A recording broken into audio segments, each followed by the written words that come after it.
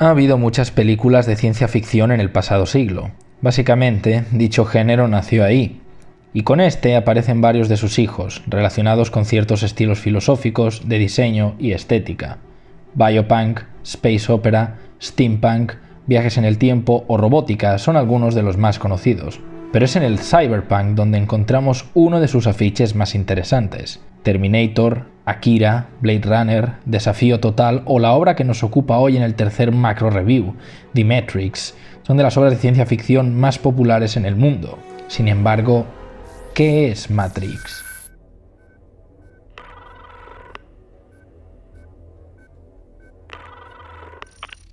Matrix no es real, es solo una película. ¿Eso crees? ¿Cómo puede no serlo? Está en todas partes. Nos rodea. Es el sistema, no se puede huir de él. Creó un precedente, no se había visto nada igual. Al final retorcieron el concepto, lo sabes, ¿verdad? ¿Has oído eso? ¿El qué? Tengo que colgar. Eran los años 90. Dos hermanos, en aquellas Andy y Larry Wachowski, que hoy día son estas bellas señoritas, estaban ideando algo para una película que iba a ser revolucionaria para el cine de acción y ciencia ficción. Cosechando un poco de buenas críticas y confianza por parte de productores gracias a Bounty, una película con Jennifer Till y Gina Gershon, y en la que ya participaba Joe Pantoliano, que repetiría como cifra en Matrix, las desconocidas hermanas se disponen a presentar un nuevo concepto a la Warner. Una película donde nada era lo que parecía, con profecías, una resistencia de guerreros y hackers y unas escenas de acción como nunca antes se habían visto en el cine. La era digital estaba a punto de entrar en juego en el séptimo arte y Matrix fue una de las pioneras, con una mezcla de CGI, trabajo artesanal y juegos con las cámaras de infarto. Pero lo más importante era que las Wachowski querían crear algo peculiar, una cinta de acción que no solo fuera eso y que tuviera un buen trasfondo argumental, y a la vez un film filosófico que no fuera aburrido. ¿El resultado? Matrix se convirtió en una de las leyendas más tardías del siglo pasado debido a su innovación visual y de concepto, pariendo dos secuelas hechas juntas que, sin desmerecer su labor y ser bastante buenas, desvirtuaron demasiado el concepto y ya no llegaron a impresionar de la misma forma. Es por eso y por todo lo que os voy a contar en el vídeo que estoy aquí, en el tercer macro review de Occidental Image, para hablar de una de mis películas favoritas y de las que probablemente he visto más veces en mi vida, que es The Matrix, de 1999. Matrix es bien recordada por todos debido a sus espectaculares efectos que hoy no han envejecido mal y por sus increíbles escenas de combate y tiroteos, por sus conceptos de enterrar la mente humana en un mundo digital, de ser esclavo del sistema y despertarse para la revolución, mentores, guardianes, una guerra ocurrida en un futuro hace cientos de años, una humanidad oculta víctima de su propia creación, la inteligencia artificial de una raza de máquinas y el camino de un elegido que liberará a los dormidos del mundo que ha sido puesto ante sus ojos para ocultarles la verdad. ¿Qué verdad? Que no hay cuchara. Lo que es verdad es que en varias cosas Matrix tomaba ideas de varios conceptos que ya habían sido explorados en otras obras cinematográficas o literarias e incluso del mundo de los videojuegos. Cintas cercanas a estas son Equilibrium o Dark City, una posterior y otra anterior a la película respectivamente, sobre todo la segunda, que quedó ensombrecida por la fama colosal de Matrix y a la que se ha etiquetado erróneamente como la película de la que Matrix se copió, cosa más falsa que un euro con la cara de Popeye porque el guión de ambas fue concebido casi simultáneamente. A nivel estético y de fotografía, sin embargo, sí que es cierto que Matrix bebe de la cinta de Proyas. Pero bueno, igual que decimos eso, también es adecuado decir que en otras muchas cosas la película fue adelantada a su tiempo. Muchos conceptos de la computación, programación y simulaciones, o hasta el control o sumisión de la mente, estaban muy verdes en aquellos años y eran cosa de ciertos sectores concretos con un séquito de gente bastante reducido y para nada popular como lo es hoy. El mundo hipercomputarizado y la aparición de la IA en nuestra era ya son más que una realidad que esta película medio predijo y da hasta un poco de mal rollo pensar en ello bajo el prisma de la película. Pero yendo al meollo de la cuestión, hay que decir que la cinta no solo es excelente por su contenido visual y de efectos especiales digitales, que son de lo más recordado, sino por su contenido literario y cómo está plasmado en el guión. Es muy interesante ver cómo se concibió el film. Y por cierto, estoy harto de leer por ahí un bulo que se hizo de que no obtuvieron el presupuesto que demandaban originalmente a la Warner de $80 millones por desconfianza y que solo obtuvieron 10 y que con esos 10 rodaron la escena de apertura y que con eso consiguieron el resto, ¿de acuerdo? No es verdad, dejad de repetirlo. Lo que ocurrió realmente es que iban mal con el tiempo del plan de rodaje y en vez de pedir más tiempo lo que hicieron fue editar y montar la escena de apertura con Trinity, presentar la producción y de esta forma les dieron el tiempo necesario para poder terminar el rodaje. No es tan molón como lo otro, pero pues también es bastante guay. Pero en serio, ya basta. Las Wachowski construyeron el guión final en unos 5 años de trabajo. Tras 14 versiones anteriores y más de 300 storyboards, presentaron su extraño guión y finalmente la Warner acepta. Aún así, su margen para crear la obra en tiempo y forma es algo limitado. Necesitaban crear un montón de escenarios interiores destruibles, especialistas en artes marciales para las increíbles coreografías, formar bien a los actores, que obviamente no iban a estar instruidos en tales formas de lucha, obtener un montón de permisos y cumplimentar trámites para las escenas en un helicóptero real, y echarle imaginación y ganas para los efectos hechos por ordenador, que eran algo inaudito en una pantalla de cine. Había mucho camino por recorrer, pero finalmente los tenaces hermanos lo consiguieron y el resultado fue absolutamente brillante. Llegados a este punto, y como podrás apreciar en la duración del vídeo, hay muchas cosas de las que hablar sobre Matrix, así que debes tomar una decisión. Si tomas la pastilla azul, fin de la historia. Le darás dislike a este vídeo y lo cerrarás. Si tomas la pastilla roja, te quedas en el país de las maravillas. Y yo te enseñaré hasta dónde llega la madriguera de conejos de Matrix.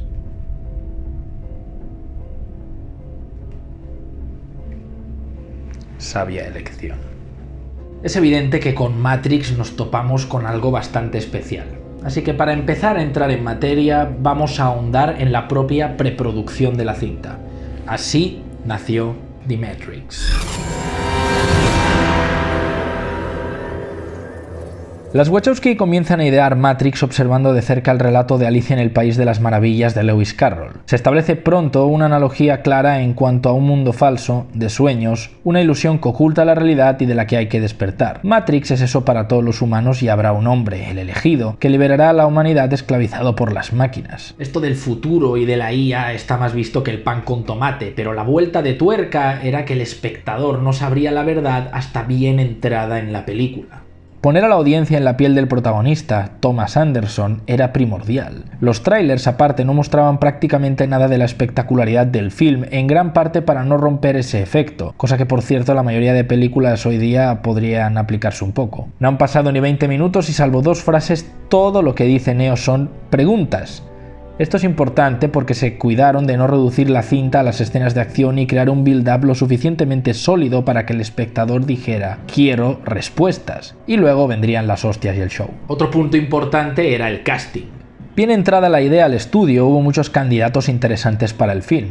Morfeo podría haber sido Samuel L. Jackson, Neo podría haber sido DiCaprio o Will Smith, pero muchos de ellos rechazaron el papel porque la cinta era muy arriesgada y además algunos no acababan de entender bien el guión, que era algo entre lo místico y lo empírico, dándose un abrazo raro. Finalmente, Lawrence Fishburne se quedó con el papel sin ser el primero en la lista de candidatos gracias a que otros no aceptaron el rol, y Keanu Reeves, que no era excesivamente famoso, pero que ya había demostrado ser un actor muy responsable y con compromiso con sus trabajos en Le llaman Body, Drácula o Little Buddha, se convirtió en Neo. Carrie-Anne Moss recibió su papel como Trinity pasando duras pruebas peleando por 3 horas con especialistas. Que por cierto, ¿sabíais que 6 años antes de la película ya trabajó en una serie canadiense que se llamaba Matrix? Ya que, como dije anteriormente, los actores fueron entrenados para la cinta por artistas marciales reales.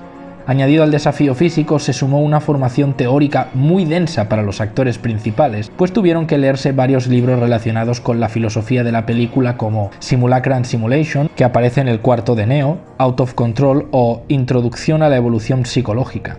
El diseño de producción fue otro reto. La mayoría de interiores tenían que ser destruibles y había de muchos estilos diferentes, desde dojos hasta lobbies de edificios de oficinas, y en cuanto a exteriores, otro problema, porque la cinta se grabaría en Sydney y era difícil encontrar zona tipo suburbios parecidos a los de Estados Unidos para las pocas escenas al aire libre. Y para los efectos especiales, ¿qué decir? La cinta tendría que moverse a un nuevo concepto de lo visual, pues algunas cosas escapaban por completo de los límites de lo posible con efectos prácticos o artesanales. El CGI tendría que ser algo determinante y se tendría que innovar. Gracias a la impresionante labor de John Gaeta como diseñador, esto fue posible al dar a luz al Bullet Time, el Universal Capture y el Volumetric Cinematography. Una cosa era clara: no iba a ser fácil, pero la creatividad, el trabajo en equipo y el esfuerzo tenaz e imparable en el set y en el estudio rompieron los moldes establecidos. De 90 días programados para el rodaje, la cosa se tuvo que duplicar a 180, pero valió cada puto segundo de filmación. La cosa aquí se pone a tope, así que vamos a seguir paso a paso y el segundo stop en este vídeo esta vez es para el trabajo de guión.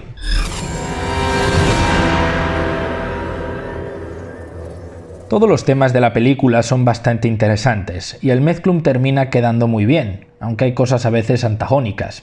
El creador contra su creación, el peligro de la IA, la caverna de Platón, el sistema con unas fuerzas en la sombra que controla a las masas, el camino del destino, aunque hay libre albedrío y se recalcaría en la segunda, y las simulaciones virtuales y programas. Si ordenamos la historia cronológicamente, quedaría así. A mediados del siglo XXI, los humanos damos a luz a la inteligencia artificial, que da lugar a una raza de máquinas. A cierto punto ven a los humanos como una amenaza, un cáncer, y deciden eliminarlos. Los humanos o las máquinas dan el primer golpe y estalla una guerra. Como las máquinas necesitaban energía solar para funcionar, mediante armas futuristas los humanos se cargan la atmósfera y dejan desprovistas a las máquinas de su fuente de energía. Entonces, estas encuentran en nosotros los humanos una nueva fuente de alimentación, gracias a los elevados niveles de energía que nuestros cuerpos producen. Pero atención, ¿por qué coño no podían hacerlo con vacas, perros, hámster o cualquier otro maldito animal? Aparte de que de esa forma eliminaban a su único enemigo, hay dos razones más. La primera es que el cerebro humano es el cerebro animal más avanzado que hay en la Tierra. Bueno, ya sabéis, a efectos empíricos. Y es el que mayor energía es capaz de producir. La segunda es algo que está en los guiones originales, pero se camufló para simplificar el final de cara al público porque era algo un poco lioso. Y es que las máquinas usan los propios cerebros humanos como sustento físico y procesadores neuronales para Matrix, ya que un cerebro humano es mucho más potente que miles de CPUs. Respecto a por qué es necesario sumir en una simulación a las personas, es porque un cerebro activo es mucho más potente que uno en coma. La elección de la época en la que se ambienta Matrix, en la década de los 90, es clara explicada por Smith. Era el apogeo de la humanidad, donde las personas tenían una esperanza de vida lo suficientemente larga como para que fueran útiles en los campos de cultivo de las máquinas, pero no algo tan avanzado como en el futuro del siglo XXI, que sería mucho más complicado de simular. Tampoco pueden hacerlo de épocas pasadas, aparte de por la esperanza de vida, por la falta de información exacta suficiente. Así pues, tenemos a los protagonistas, a los vigilantes y a un personaje más medio neutral. Morfeo en la mitología griega es el dios de los sueños. Su nombre no es casualidad, y es que irónicamente en la cinta es quien despierta a los dormidos. Tiene la imagen del mentor y predicador responsable. No solo guiará a Neo para mostrarle la verdad, sino también al espectador. Luego está Trinity, la sexy luchadora encuerada que será posteriormente la pareja del héroe y nada más. Interruptor, APOC, Ratón, Tanque, Cifra y Dozer son parte de la tripulación y compañeros de Neo en la cinta. Como se puede ver, Matrix no destaca por complejidad de personajes. Son todos bastante planos y no se logra que nos importen mucho, más allá de que simpatizamos con ellos por haber pasado por lo mismo que Neo en su momento. Quizá Cifra sea un poco más interesante por ser el Judas que traiciona a los suyos. Es el ejemplo de aquellos que prefieren vivir en la mentira y en la ignorancia para tener una falsa felicidad más soportable que la dureza de la realidad. De Neo tampoco hay demasiado que decir. Hasta las secuelas no explorarían más su papel en todo, con mucha palabrería y pretenciosidad, y en cuanto a Smith, es curioso que sea un programa capaz de sentir tales cosas mostradas en la conversación con Morfeo, pero nada más. El oráculo no es mencionado ni como una persona ni como un programa y queda en el aire hasta las secuelas, pero cumple su rol de sabia pitonisa que ayuda a los rebeldes en su encrucijada a través de conocer la psique humana al más mínimo detalle, y no realmente por predecir el futuro. Así pues, las cábalas más interesantes están en la propia idiosincrasia de la cinta, en ese dualismo entre bien y mal correctamente expuesto con los rebeldes y los agentes, en la posibilidad de hackear el sistema para luchar contra él, que el propio sistema tiene ojos en todas partes y puede ser cualquiera, en la elección del héroe, que le ennoblece al poner la vida de otro por encima de la suya y morir por sus convicciones aún antes de verse como el todopoderoso elegido. Y es literal lo que dice el oráculo, pues él será el elegido en otra vida, y tal cual Neo muere y revive. Es un deus ex machina de la parra, pero funciona bastante bien dentro del ideario místico y profético de la película, y de todas formas se explicaría en la segunda parte a más detalle. La estructura y duración del film es más que correcta para todo lo que se abarcó, con una primera parte para el despertar, la segunda de preparación y la tercera de ataque al poder rompiendo las reglas. Súmele un cierre épico de cojones con música de Rage Against the Machine, bandaza por cierto, y voilà. Todas las alegorías de rebeldía e insurrección del film serían usadas posteriormente por un sinfín de obras como referente hasta la saciedad y en el mundo real por cualquier ideario conspiranoico global. No sé si es algo bueno, pero en fin. Para terminar esta parte diré que hay un montón de juegos literarios y filigranas curiosas en el film, como Neo, que es un anagrama de One, el elegido, que la habitación de Neo es 101, que en inglés se lee 101, y es llamativo que el tipo que le pide mercancía le diga que es su Jesús personal. El hotel del principio es el mismo que el del final, donde Neo es interceptado por los agentes. De hecho, le revientan el pecho a balas en la misma habitación donde estaba Trinity, la 303, que por cierto Trinity significa grupo de 3, de ahí el número del cuarto. También en el programa de simulación de agentes hay algo curioso, y es que los actores que aparecen son gemelos reales que fueron duplicados en el fondo para mostrar que Tanque hizo algunas trampas para acabarlo antes. En fin, podría seguir así horas y no acabaría. Si queréis saber todas esas curiosidades, las podéis buscar por ahí. No será muy difícil siendo Matrix tan popular.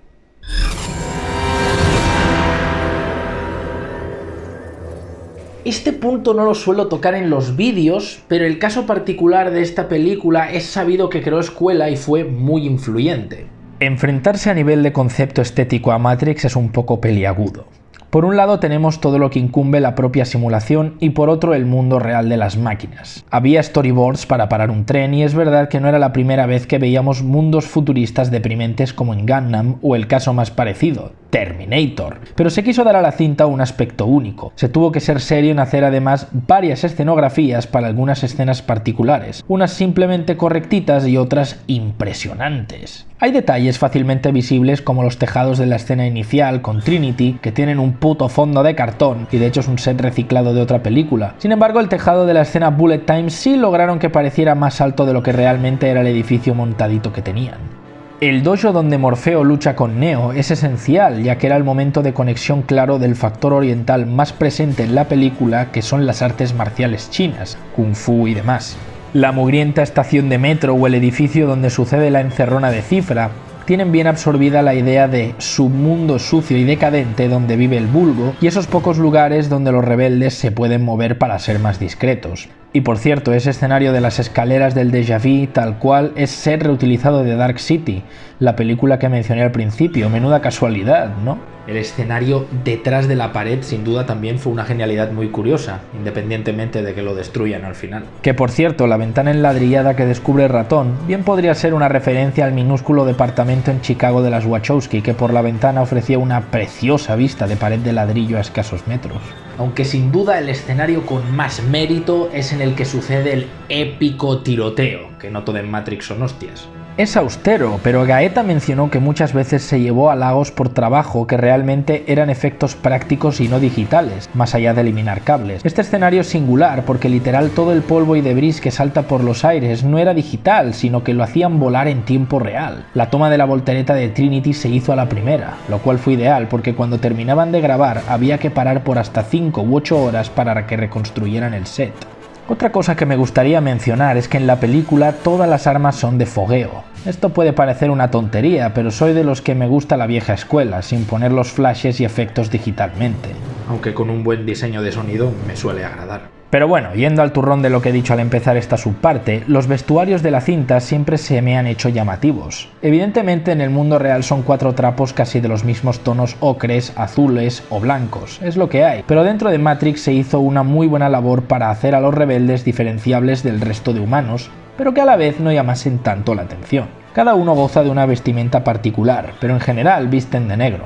A Trinity le dieron ese rollo encuerado que estaba tan de moda en la segunda mitad de los 90 y a Interruptor la pusieron de blanco, supongo que para desentonar, pero poco más. Aún así, todos los humanos comunes visten con tonos grises, negros, en general apagados, mostrando esa sociedad cabizbaja y sin estilo propio, sumido en el uniforme de esclavo de la sociedad. Por eso llama tanto la atención de Mujer de Rojo aparte de por guapa, porque no se ven colores llamativos dentro de Matrix. Esto va de la mano con el tema cromático de la cinta, pero lo comento luego. Los agentes, claro, estaban exactamente iguales y por supuesto sus trajes tienen un color verdoso, que es el color de Matrix. Incluso el código, que es lo único de Matrix que se puede ver desde fuera de él, tiene ese color. Que por cierto, el código es otra de las cosas que tiene influencia oriental en la cinta, no solo porque se lea en vertical como el chino o el japonés, sino porque la esposa del creador es nipona y es una mezcla de letras al revés, símbolos en katakana japonés y números. Pero volviendo al tema a que me desvío. Una de las cosas que más molonas me parece del vestuario y que sin duda también llamó mucho la atención son las gafas de sol. Poca broma, las elecciones no fueron azarosas y es que si os fijáis, todos los personajes buenos de la película tienen gafas con forma redondeada u ovalada, mientras que los malos tienen las gafas rectangulares. Sí, ahí te dicen que Cifra es malo también. Los diseños para la película fueron hechos por Blindy, que compitió literalmente con Ray-Ban por llevarse el encargo y gustaron mucho en su momento, aunque no salieron al mercado hasta pasados unos años con las llegadas de las secuelas. Como detalle decir que el club donde Neo se encuentra con Trinity es un verdadero club de sado y sus miembros fueron invitados a participar en la película con su ropa habitual, rollo BDSM. Como podéis ver, todo, hasta en los más pequeños detalles, está cuidado en Matrix. Lo visual tiene una gran importancia en la película y con esto no solo identificamos fácilmente y por asociación a los personajes en su rol, sino también conjuga esa idea de la cuasi realidad que no lo es pero lo parece de forma fantástica.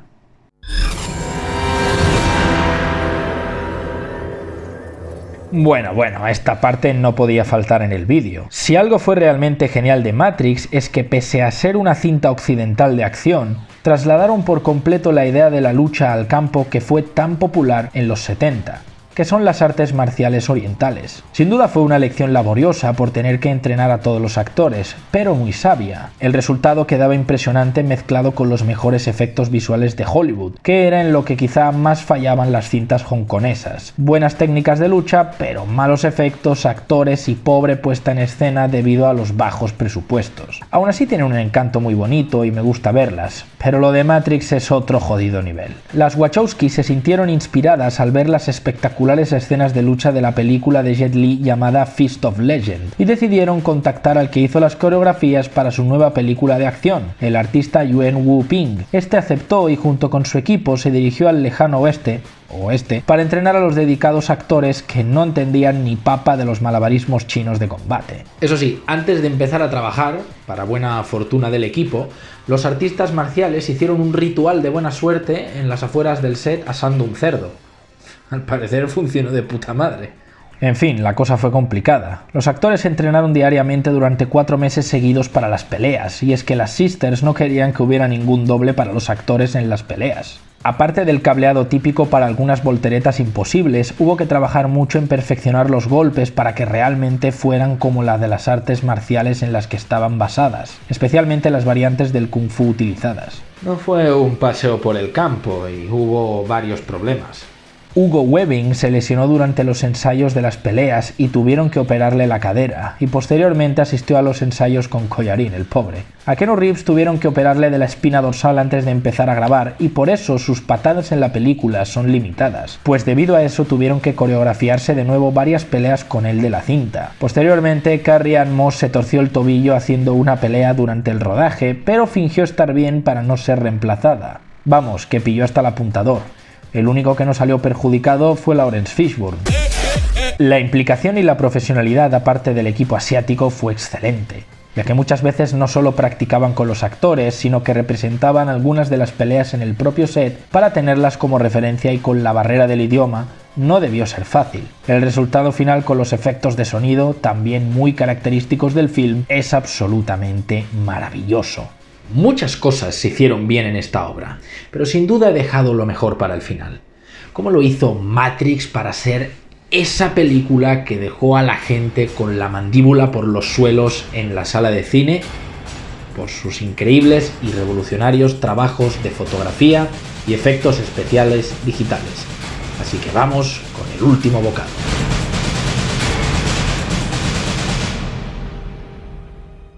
Definitivamente, el punto fuerte de la película recae en la ambientación y todo el embrujo visual que produce la cinta. Una cosa importante en el color de la película es que es fácil fijarse en algo. El color de Matrix es el verde.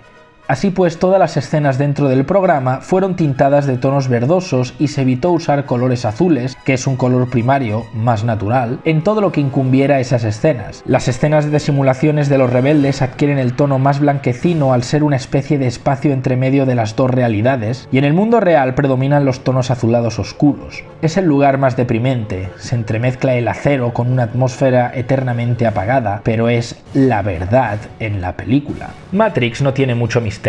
Era el presente en aquel año 1999. El mundo real, sin embargo, tuvo que ser concebido mediante computadoras. Lo digital tomó un tiempo para crear algunas de las máquinas como los centinelas, pero aún hoy el resultado es más que atractivo. Supongo que el diseño de los calamares habla por sí solo. Es una forma animal asociada a una máquina mortal. Dan un miedo que te cagas volando por ahí con esos tentáculos o brazos. Luego está el aerodeslizador, la Nebuchadnezzar, que fue diseñada por el artista de cómics Geoff Darrow basándose en el aspecto de la nave de 20.000 leguas de viaje submarino. No es como el trabajo de Giger en Alien, pero oye, es bueno. Aunque es cierto que le dieron más momentos a las naves en las secuelas. En esta importaba más lo que ocurría en Matrix.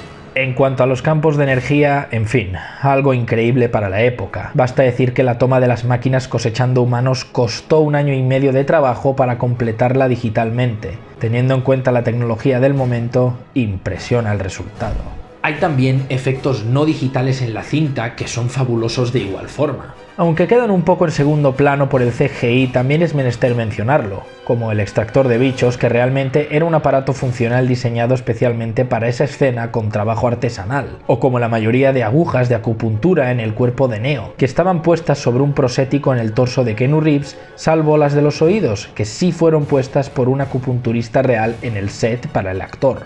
También lo que he mencionado antes, de la escena del lobby. Otra cosa rimbombante fue para la secuencia donde el helicóptero se estrella contra un rascacielos, en el cual los de producción se cargaron un edificio a escala 1/4 del real para la grabación. Toma Jeroma.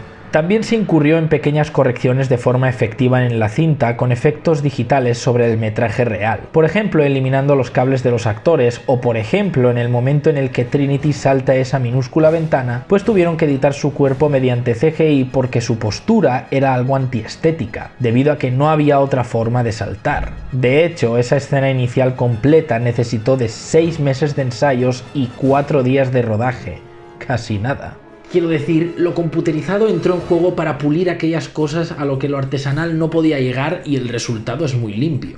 Pero en lo que sí se fue exquisito fue en la parte creativa de John Gaeta para varios momentos grandes de la cinta con los nuevos efectos diseñados especialmente para la película, sobre todo el bullet time. Este se concibió gracias a una combinación del trabajo de foto fija secuencializada y edición digital con fondos de croma. La idea era utilizar a los actores en el centro como eje de pivotación de la imagen. Ahora, para dichas imágenes era necesario hacer una ráfaga desde una cantidad elevada de cámaras de fotografía que estaban dispuestas trazando el recorrido que se crearía para el desplazamiento de cámara. Todo esto con el ángulo adecuado. Para ese hito se tuvieron que crear lentes estandarizadas para las cámaras fijas, puesto que esto solo era habitual en las videocámaras cinematográficas, ya que era un problema editar todas las imágenes estáticas y hacerlas homogéneas si cada una tenía un tipo de lente distinto. Se disparaba una ráfaga de fotos en ondas ascendentes y o descendentes pivotando sobre el eje central del actor y se iban uniendo para crear la sensación de movimiento en ese estado de ingravidez.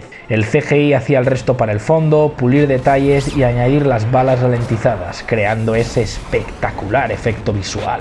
¿Y qué más decir? Casi todas las secuencias con efectos especiales de gran bagaje se hicieron íntegramente por CGI, salvo la secuencia donde Neo y Trinity rescatan a Morfeo con el helicóptero, que sí se labró a través de una maqueta, que era la regla hasta el momento en cuanto a FX se refiere. Pero por todo lo demás, pura creación artística desbordada. Lo único malo, aunque de verdad se lo perdono, es que en el momento bullet time el trabajo en el fondo no permitía crear detalles pequeños, o al menos creo que hubiera triplicado el trabajo de postproducción.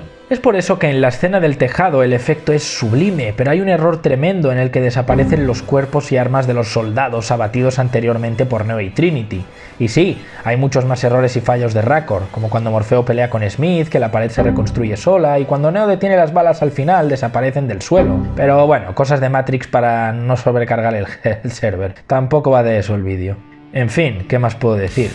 Matrix hizo historia y más allá de lo visual es una película donde se puso mucho corazón, cariño y coraje de parte de muchos profesionales, cada uno en su campo y especialidad, para dar a luz a uno de los mitos del cine del siglo pasado que ayudaron a abrir la puerta a la era de oro de lo digital que estamos viviendo hoy en día. Una de esas películas donde te das cuenta del tremendo poder fascinante que puede tener Hollywood como fábrica de sueños cuando las cosas se hacen bien. La mezcla perfecta entre producto comercial de entretenimiento para vender y arte en estado puro que mueve sentimientos y agita conciencias haciéndolas pensar un poquito. Vaya. Soy Occidental Image y este ha sido el tercer y laborioso macro review del canal.